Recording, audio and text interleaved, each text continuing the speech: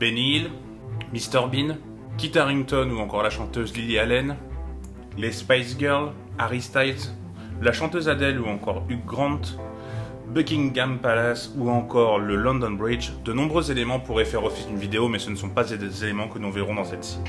Bonjour à tous, j'espère que vous allez bien. Écoutez, moi je suis très heureux de vous retrouver pour ce nouvel épisode de Road to World Cup. Le Road to World Cup numéro 9, et aujourd'hui nous allons parler, comme vous l'aurez compris, de l'Angleterre. Donc installez-vous confortablement et c'est parti. Générique.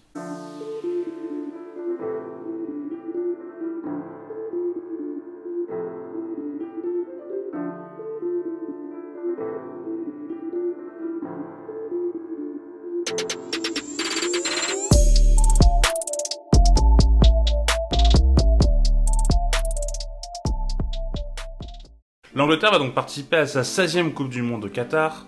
Donc c'est une des nations qui a le plus participé à la Coupe du Monde. Donc on va plutôt parler de celles qu'ils ont loupées. Donc ils ont loupé celles de 1930, 34 et 38, donc les premières de l'histoire de la Coupe du Monde. Et ils ont également loupé celles de 74, de 78 et la plus récente est celle de 1994.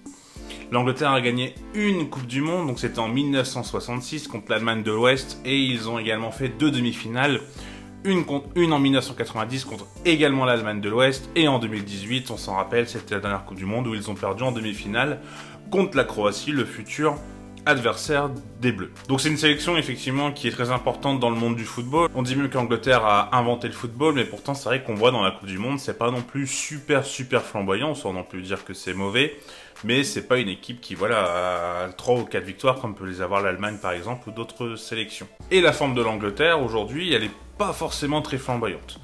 La forme est assez mitigée, car on a vu notamment là, lors du match contre l'Italie où ça a été vraiment très compliqué. Ils ont également eu une défaite contre l'Hongrie qui a fait beaucoup de bruit du côté de l'outre-Manche. Vraiment, la forme de l'Angleterre, c'est vraiment pas ça. On reproche surtout beaucoup de choses à Gareth Southgate, car le matériel, clairement, il est là. Il y a énormément de joueurs de talent. Mais voilà, l'équipe ronronne un peu, l'équipe n'est pas flamboyante, le jeu n'est pas flamboyant. Et on a un sélectionneur surtout qui tente beaucoup de choses, qu'on a l'impression qu'il n'a pas forcément un plan vraiment défini pour entraîner cette équipe de l'Angleterre. Et voilà, on le voit tenter des choses, des fois défense à 3, défense à 4. Et on le voit également surtout, je pense que c'est un gros problème, on pourrait presque assimiler ça à Didier Deschamps, même si je pense qu'il est pire que Didier Deschamps là-dessus, c'est qu'en fait il fait confiance toujours aux mêmes joueurs, il a du mal à renouveler, et il réitère la confiance à certains joueurs parce qu'ils ont une expérience et voilà un vécu en sélection qui, pour le coup, ne mériterait pas forcément de mettre, par exemple, je pense à un Harry Maguire. Enfin, de toute façon, on reparlera vraiment de l'effectif quand on fera la revue d'effectifs. Mais voilà, un Harry Maguire qui a énormément de temps de jeu, alors qu'au final, on le voit depuis plusieurs mois, il est en grande difficulté. Et voilà, dans cette démarche-là, c'est vrai qu'il a un peu de mal à renouveler ses hommes, et c'est un peu dommage. On n'oublie tout de même pas, du côté de l'Angleterre, qu'en 2018, ils ont été en demi-finale, et en 2021, ils ont été en finale contre l'Italie. Donc voilà, c'est vrai que l'Angleterre, bon, on n'oublie quand même pas tout ce qu'a fait Gareth Southgate, un peu comme nous n'oublie pas ce que Deschamps a fait en France, mais c'est vrai que la tendance autour de Gareth Southgate est tout de même assez compliquée, et encore une fois, avec le matériel qu'il a en place, c'est vrai qu'il devrait notamment faire mieux. Et pour vous montrer justement ce fameux matériel, on va faire tout de suite cette revue d'effectifs. Alors pour faire cette revue d'effectifs, je me suis appuyé du coup sur les deux matchs qui ont eu lieu. Donc il y a eu un match contre l'Italie où ils ont perdu 1-0. Il y a également le match contre l'Allemagne où ils ont fait 3-3. Donc j'avais préparé cette vidéo il y a quelques semaines, donc avant les matchs, où Tom Abadi, je vous en parlerai en fin de vidéo, mais qui m'a aidé pour faire cette vidéo, m'avait du coup plutôt suggéré un 4-2-3-1. Mais en conférence de presse, en fait, Gareth Southgate a dit qu'il remettait ce dispositif à 3 défenseurs parce que c'est ce qu'il avait fait gagner. Donc je le vois continuer là-dessus, et j'ai l'impression que, vu les largesses défensives, c'est peut-être le meilleur dispositif pour pouvoir un peu combler ces lacunes. Donc voilà, je vous mets en 3-4-3 ou en 3-4-2-1 en fonction de comment vous voulez l'appeler. Mais il se peut très bien que ce soit un 4-2-3. Alors voici l'équipe. Moi je pense que l'élément vraiment principal de cette équipe et l'élément fort, c'est l'attaquant Harry Kane. Capitaine des Three Lions, c'est vraiment un joueur qui est très essentiel, que ce soit mentalement ou dans le leadership. Il prend peut-être beaucoup de place, peut-être que les joueurs sont peut-être un peu trop à son service, en tout cas c'est ce que moi je trouve à Tottenham. En Angleterre on pourrait peut-être le penser, même si c'est vrai que bon, les ailiers ont un peu plus de difficultés, Mais voilà, moi je trouve que c'est un joueur qui est très intéressant, qui est un des meilleurs neufs du monde, même si bon, il y en a d'autres qui sont meilleurs que lui, hein, on s'entend, mais voilà, je pense qu'il est dans les top 10 assez facilement des meilleurs neufs. Et voilà, c'est le genre d'attaquant, il lui faut pas énormément de ballons pour marquer.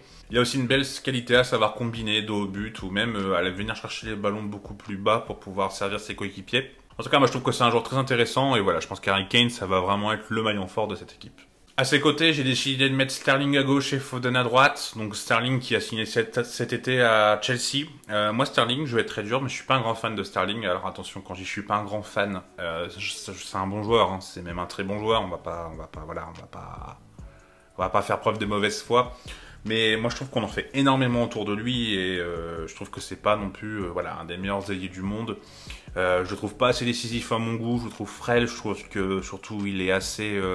En fait on sait ce qu'il va faire, il est très prévisible et voilà, c'est pour ça moi je trouve qu'il est pas énorme et je trouve que maintenant avec la carrière qu'il a et voilà l'enchaînement des matchs, on devrait voir Sterling avoir beaucoup plus de, voilà, de matchs références et c'est pas forcément le cas. Donc c'est pourquoi, moi je trouve que Sterling, bon voilà, ça peut être vraiment un très bon joueur, il est capable peut-être de faire la différence, mais pour le coup c'est un peu trop rare, et ça c'est dommage. Par contre Foden, c'est quelqu'un vraiment qui est très intéressant, qui est encore jeune, qui joue à Manchester City, qui fait un très très bon début de saison, hein, tout comme Manchester City d'ailleurs. Mais voilà, c'est un joueur qui est très très important, qui va vraiment être parfait en backup de Harry Kane, voilà, derrière lui, et je pense que c'est quelque chose qui va être très très... voilà, j'ai hâte de voir la Coupe du Monde de Foden, je pense qu'il peut faire beaucoup de très bonnes choses, c'est vraiment un joueur qui me plaît vraiment énormément, donc voilà. On peut potentiellement penser à Bukayo Saka, même si Bukayo Saka, la dernière fois, il a joué piston gauche, alors qu'il est droit à Arsenal, donc voilà, la cohérence de Southgate par moment. On peut également penser à Mason Mount, qui est beaucoup aimé par Southgate, donc il se peut qu'il se retrouve à ce poste-là. Donc voilà pour ça. On peut potentiellement aussi penser à Jack Grealish, même si bon, du côté de Manchester City, c'est vraiment très très compliqué, mais il pourrait occuper ce poste, très clairement. Donc si on va sur les pistons, on a Reece James qui est sûrement un des meilleurs pistons du monde. Moi je le trouve vraiment très très fort. À Chelsea il a fait une excellente saison la saison dernière. Il est actuellement à ce poste, déjà il est meilleur que Walker parce que Walker c'est pas un piston. Et il est meilleur que Trent Alexander-Arnold. Enfin en tout cas moi c'est ce que je pense, il y a même pas de débat. Il est vraiment très très fort et je pense que voilà, ça peut être une très très bonne chose. Par contre de l'autre côté c'est vrai que Luke Shaw c'est pas forcément voilà, l'assurance tout risque. Il est en grande difficulté, à Manchester United, il joue pas forcément tous les matchs, surtout avec l'arrivée de Tyrell Malacia. Donc c'est peut-être un peu un point faible. On peut penser potentiellement que Kieran Trippier pourrait jouer à gauche, qui lui est déjà arrivé en sélection. C'est pas forcément son poste, donc c'est pas toujours le profil idoine de mettre un arrière droit, arrière gauche. Mais voilà, donc c'est vrai que le côté gauche va peut-être être un peu le maillon faible de cette équipe de l'Angleterre. Et au milieu, j'ai décidé de mettre Declan Rice. Et j'ai également décidé de mettre Jude Bellingham. Alors j'ai mis Declan Rice parce que voilà, pour moi c'est presque voilà, la tour de contrôle on va dire de cette équipe d'Angleterre qui joue à West Ham. Il est vraiment très intéressant. Je pense qu'il faut qu'il quitte West Ham bientôt pour pouvoir passer ce cap dans une autre équipe, on va dire de plus haut standing, sans manquer de respect à West Ham. Hein, c'est quand même un demi-finaliste d'Europa League l'an dernier. Mais voilà, je trouve que c'est vraiment un joueur qui est excellent. Et à ses côtés, Bellingham, on en reviendra dessus un peu plus tard dans la vidéo, donc je vous spoil un peu. Mais voilà, Bellingham, moi c'est la classe quoi. Bellingham, moi je suis assez fan. Je sais pas si il est capable de le mettre titulaire directement, même s'il a été titulaire contre l'Allemagne, il a plutôt été cohérent, je trouve. Mais voilà, il y a ces deux joueurs. En ballottage, il y a également Jordan Henderson qui peut apporter son expérience, qui peut apporter peut-être, on va dire, le vice, j'ai envie de dire. Jordan Henderson qui a eu une carrière vraiment superbe, qui est voilà, le capitaine emblématique des Reds. Enfin, qui était, parce que je crois que c'est plus lui maintenant.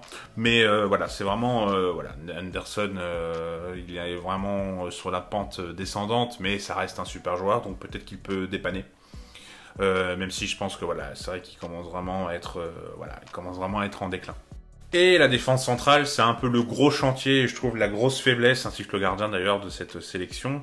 On a Harry Maguire qui est en très grande difficulté pour pas dire autre chose, qui a cette magnifique stat de 9 matchs titulaires, aucune victoire, alors que quand les équipes ne jouent pas, ils gagnent.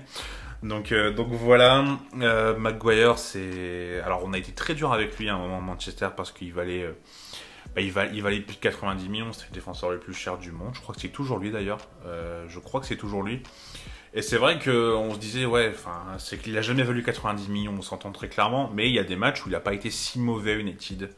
Il y a 2 saisons maintenant, bon, maintenant c'est beaucoup plus compliqué, clairement, on s'entend. Mais en fait, je trouve que United a toujours été en grande difficulté, et, enfin, l'est toujours, même si ça va un petit peu mieux. Enfin, je dis ça, il vient d'avoir un 6-3 contre City.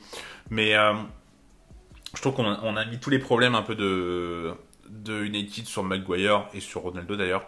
Mais alors qu'il y avait bien d'autres problèmes, mais voilà, ça reste un défenseur qui est en très grande difficulté, et c'est vrai que le voir titulaire, même dans une défense à 3, ça peut faire peur, en tout cas ça fait pas peur aux attaquants adverses, ça c'est sûr.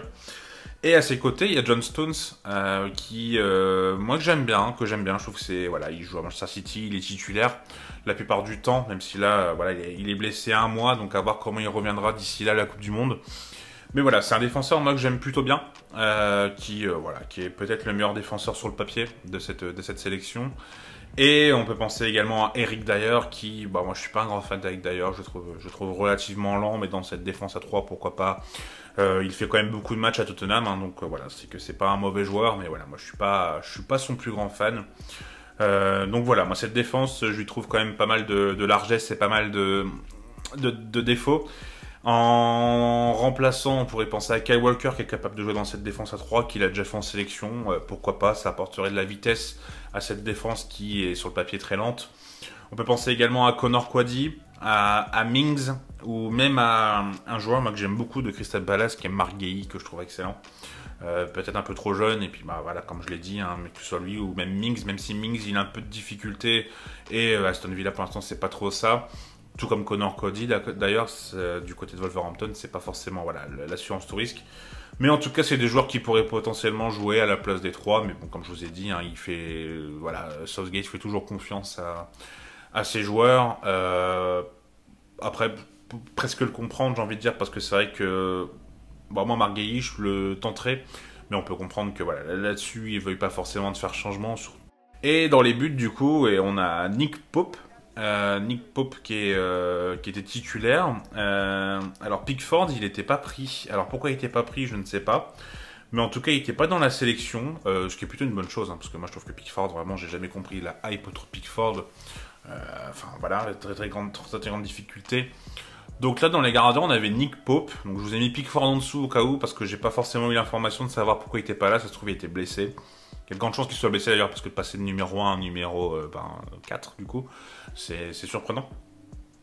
Donc Nick Pope qui est pas un mauvais gardien à Newcastle, mais qui voilà, n'a pas forcément brillé, on va dire, lors des matchs amicaux. Donc je suis pas sûr qu'il ait gagné beaucoup de points, notamment contre l'Allemagne. Match de National League, pardon. J'ai tellement je considère tellement pas cette coupe que j'ai dit match amical.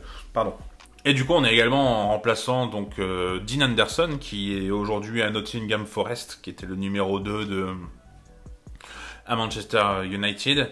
Et on a, moi, c'est lui que je mettrais parce que je suis assez fan de ce gardien, c'est Aaron Ramsdale, le gardien de Arsenal, qui est vraiment très fort sur sa ligne. Il a beaucoup de leadership, beaucoup de caractère. Je sais pas si vous avez vu le documentaire sur Arsenal, mais voilà, moi il m'a beaucoup plu, et en tout cas c'est vraiment, moi ce serait mon choix préférentiel, mais voilà, connaissant Southgate, ce sera soit Pope, soit l'ami Pickford.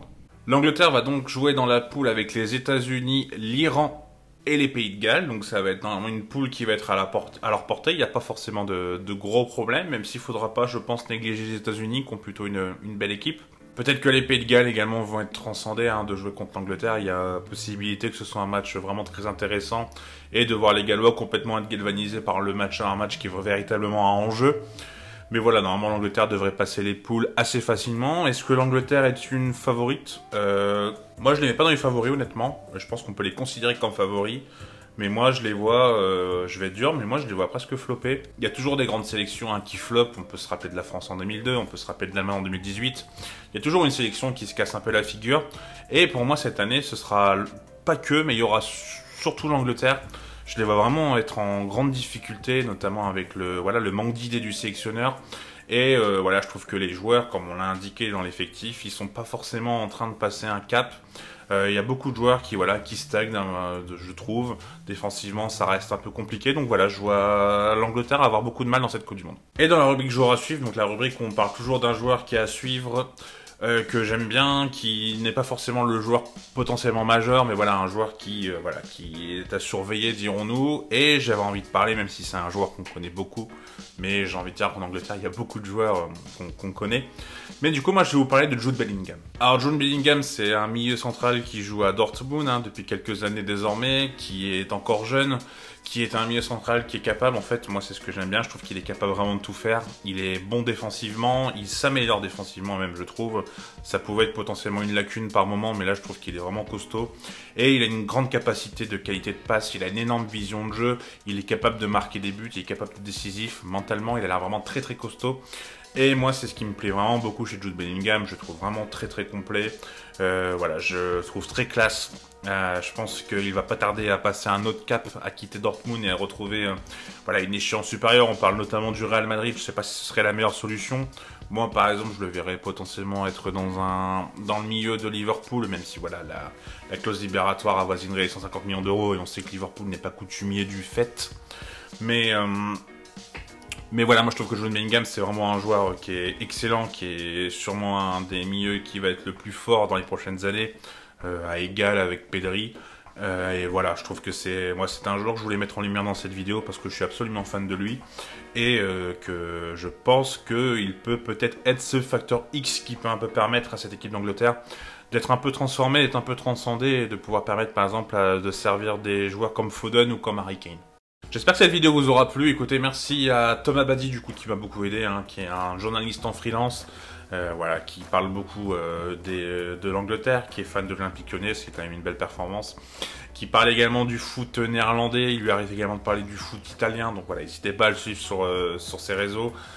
Super gars en plus, donc vraiment voilà, régalez-vous, n'hésitez pas à le suivre, ça lui apportera beaucoup de force. En tout cas, voilà, si la vidéo vous a plu, n'hésitez pas à la liker, n'hésitez pas à vous abonner. Dites-moi vous dans les commentaires ce que vous pensez de l'Angleterre. Est-ce que vous pensez qu'ils sont capables de se qualifier ou est-ce que comme moi vous êtes plutôt voilà, un peu pessimiste on va dire sur les chances de l'Angleterre. En tout cas on se retrouve très bientôt. La prochaine vidéo ce sera la FAQ. On sera sur la 50e vidéo de la chaîne déjà. Et la 51e vidéo, je peux déjà vous le dire, ce sera le Road to World Cup numéro 10 et il sera sur le Cameroun. Donc je vous souhaite une très bonne journée ou une bonne soirée en fonction de l'heure à laquelle vous regardez cette vidéo et je vous dis à très bientôt. Tchuss!